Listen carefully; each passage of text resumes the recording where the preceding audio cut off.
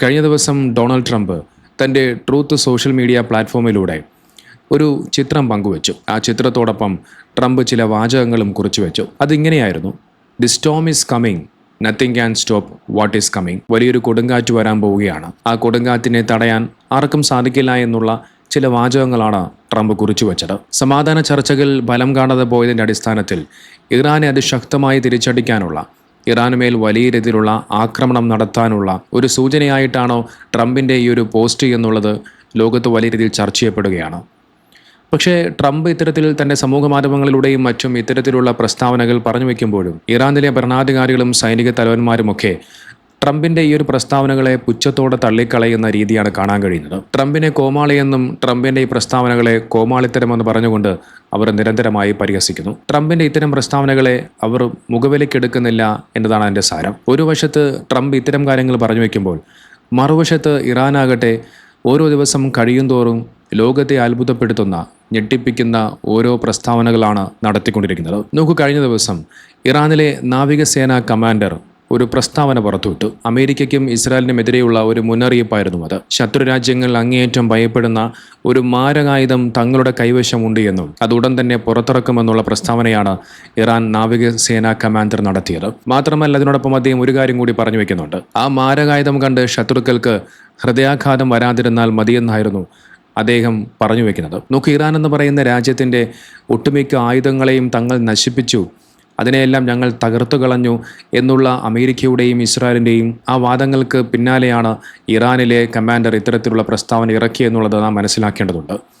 ചുരുക്കി പറഞ്ഞാൽ, അങ്ങനെയൊന്നും തീർക്കാൻ കഴിയുന്ന ഒന്നല്ല ഇറാൻ എന്ന് പറയുന്ന രാജ്യവും ആ ഇറാൻ എന്ന് പറയുന്ന രാജ്യത്തിൻ്റെ പക്കലുള്ള ആയുധങ്ങളും. ഇത്തരത്തിലുള്ള നിരവധി രഹസ്യായുധങ്ങൾ ഇറാൻ്റെ പക്കലുണ്ട് എന്ന് നിസ്സംശയം പറയാൻ കഴിയും. നമുക്ക് ഓരോ ദിവസം കഴിയും തോറും ആയുധങ്ങൾ കൊണ്ട് ഇറാൻ എന്ന് പറയുന്ന രാജ്യം ലോകത്തെ ഞെട്ടിപ്പിക്കുകയാണ്. ഇത്രയധികം ആയുധങ്ങൾ ഇറാൻ്റെ പക്കലുണ്ടായിരുന്നോ എന്ന് പോലും ലോകം അത്ഭുതത്തോടുകൂടി നോക്കിക്കാണുകയാണ്. നോക്കി, ഇറാൻ്റെ പക്കലുള്ള രഹസ്യമായിട്ടുള്ള ഈ മാരകായുധം അത് എന്താണെന്നുള്ളതിനെക്കുറിച്ച് ഇന്ത്യ ടുഡേ ചില കാര്യങ്ങൾ പറഞ്ഞു വെക്കുന്നുണ്ട്. ലോകത്തെ മുഴുവൻ മുൾമുനെ നിർത്തിക്കൊണ്ട് ഇറാൻ പുറത്തെടുക്കാൻ പോകുന്ന ആ രഹസ്യായുധം സൂപ്പർ ടോർപിഡോ എന്ന് വിളിക്കുന്ന ഹൂട്ട് എന്ന് പറയുന്ന ആയുധമാണ് എന്നാണ് പറഞ്ഞു വെക്കുന്നത്. ഇതൊരു സാധാരണ ഒരു ആയുധമല്ല, അമേരിക്കൻ വിമാനവാഹിനി കപ്പലുകളുടെ പേടി സ്വപ്നമാണ്. ഇറാന്റെ ആയുധപ്പുരയിലെ ഏറ്റവും മാരകമായ ആയുധമാണ് ഈ ഹൂട്ട് എന്ന് പറയപ്പെടുന്നു.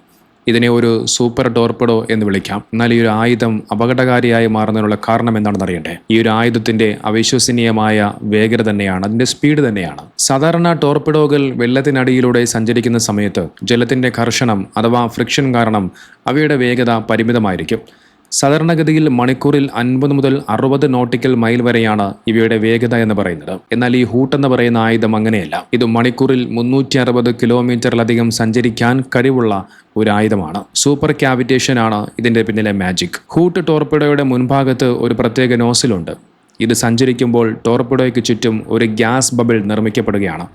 അതായത് ഈ ടോർപിഡോ വെള്ളത്തിലൂടെയല്ല, മറിച്ച് വെള്ളത്തിനടിയിലെ ഒരു വായു കുമിളയിലൂടെയാണ് പാഞ്ഞു പോകുന്നത്. ജലത്തിന്റെ കർശനം ഇല്ലാതാവുന്നതോടെ ഇതിന് അവിശ്വസനീയമായ വേഗത കൈവരിക്കാൻ കഴിയുന്നു. വെള്ളത്തിനടിയിലെ ഒരു അണ്ടർ വാട്ടർ മിസൈൽ എന്ന് ഇതിനെ വിശേഷിപ്പിക്കാൻ സാധിക്കും. നമുക്കറിയാം, ഇപ്പോൾ സ്ട്രെയിറ്റ് ഓഫ് ഹോർമുസ്, അതായത് ഹോർമുസ് കടലിടുക്കിന്റെ സമീപത്തായിട്ട് അമേരിക്കയുടെ നിരവധി പടക്കപ്പലുകൾ നിലയുറപ്പിച്ചിട്ടുണ്ട്. ലോകത്തിലെ ഏറ്റവും അത്യാധുനികമായ റഡാറുകളും പ്രതിരോധ സംവിധാനങ്ങളുമെല്ലാം ഈ അമേരിക്കയുടെ പടക്കപ്പലിലുണ്ടാകാം. എന്നാൽ ഹൂട്ട് പോലെയുള്ള ഒരു സൂപ്പർ ടോർപിഡോ പ്രയോഗിക്കപ്പെട്ടാൽ പ്രതികരിക്കാൻ പോലും സമയം ലഭിക്കില്ല എന്നുള്ളതാണ് അതിൻ്റെ യാഥാർത്ഥ്യം. ശബ്ദത്തേക്കാൾ വേഗതയിൽ പാഞ്ഞു വരുന്ന ഇതിനെ തടയാൻ നിലവിലുള്ള ഒരു ആൻറ്റി ടോർപിഡോ സംവിധാനത്തിനും കഴിയില്ല. ഈ ഹൂട്ട് വിക്ഷേപിക്കപ്പെട്ടാൽ നിമിഷങ്ങൾക്കുള്ളിൽ അതിൻ്റെ ലക്ഷ്യസ്ഥാനത്തേക്ക് എത്തുമെന്നുള്ളതാണ്. നമുക്ക് ചെറിയ ചിലവിലുള്ള ആയുധങ്ങൾ നിർമ്മിച്ചുകൊണ്ട് $1 മില്യൺ കണക്കിന് വിലയുള്ള വലിയ വലിയ ആയുധങ്ങളെയും പടക്കപ്പലുകളെയും എല്ലാം ഇറാൻ നശിപ്പിച്ചുകൊണ്ടിരിക്കുന്നു. വലിയ കപ്പലുകളെ ചെറിയ ചിലവിൽ തകർക്കുക എന്നുള്ള തന്ത്രം ഈ മാരകായുധവും ഇറാനെ സംബന്ധിച്ച്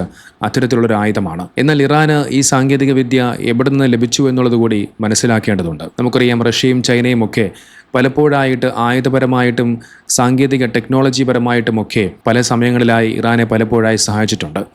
ഈ ഒരു യുദ്ധസമയത്തും അവരുടെ സഹായങ്ങൾ പലപ്പോഴായി ഇറാനെ കിട്ടിയിട്ടുണ്ട്. അത്തരത്തിൽ റഷ്യയുടെ സഹായത്തോടു കൂടിയാണ് ഈ ഒരു ആയുധം ഇറാൻ വികസിപ്പിച്ചെടുത്തത്. ശീതയുദ്ധകാലത്ത് സോവിയറ്റ് യൂണിയൻ വികസിപ്പിച്ചെടുത്ത VA-111 ഷക്വാൽ എന്ന സൂപ്പർ ടോർപിഡോയുടെ അതേ മാതൃകയിലാണ് ഇറാൻ ഈ ഒരു ഹൂട്ട് നിർമ്മിച്ചിരിക്കുന്നത്. 2006 ഇറാൻ ഈ ടോർപിഡോ ആദ്യമായി പരീക്ഷിക്കുന്നത്. അന്നു മുതൽ അമേരിക്കൻ ഇന്റലിജൻസ് ഏജൻസികൾ ഇതിനെല്ലാം കൃത്യമായി വീക്ഷിച്ചു വരികയായിരുന്നു. റഷ്യയിൽ നിന്ന് ലഭിച്ച സാങ്കേതിക വിദ്യ ഉപയോഗിച്ച് ഇറാൻ ഇത് കൂടുതൽ പരിഷ്കരിക്കുകയും കൂടുതൽ ദൂരപരിധിയിലേക്ക് വിക്ഷേപിക്കാവുന്ന തരത്തിലേക്ക് അതിനെ മാറ്റുകയും ചെയ്തു എന്നാണ് റിപ്പോർട്ടുകൾ സൂചിപ്പിക്കുന്നത്. തങ്ങളുടെ പക്കൽ ഇതുപോലെയുള്ള 100 കണക്കിന് ടോർപിഡോകൾ ഉണ്ട് എന്നാണ് ഇറാൻ അവകാശപ്പെടുന്നത്. ഈ ആയുധങ്ങളെങ്ങാനും ഇറാൻ അമേരിക്കൻ പടക്കപ്പലുകൾക്ക് നേരെ പ്രയോഗിച്ചു കഴിഞ്ഞാൽ പിന്നെ സംഭവിക്കാൻ പോകുന്നത് അത് അമേരിക്കയെ സംബന്ധിച്ചിടത്തോളം വലിയൊരു കനത്ത തിരിച്ചടിയായിരിക്കും. 2 തവണകളിൽ പാകിസ്ഥാനിലെ ഇസ്ലാമാബാദിൽ വെച്ചുകൊണ്ട് സമാധാന ചർച്ചയുണ്ടായി. എന്നാൽ ആ 2 ചർച്ചകളും ഫലം കാണാതെ ഇരു രാജ്യങ്ങളും മുമ്പോട്ട് വെച്ച ആ ഉപാധികൾ അംഗീകരിക്കാതെ